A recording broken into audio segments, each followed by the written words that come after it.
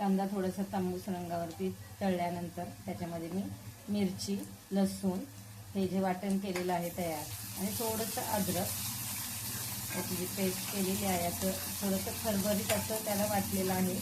त्याने तेलात टाकून चांगलं खरपून भाजून तळून घेणार आहे.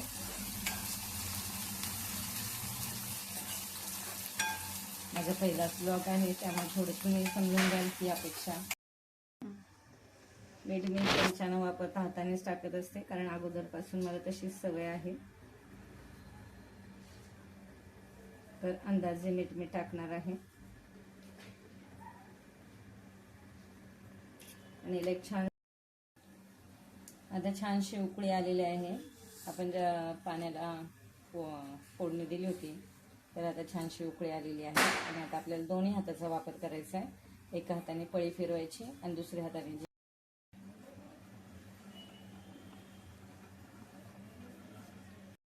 तयार आहे. तर तुम्ही पण नक्की करून पहा आणि आवडल्यास सबस्क्राईब करा, शेअर करा ही विनंती.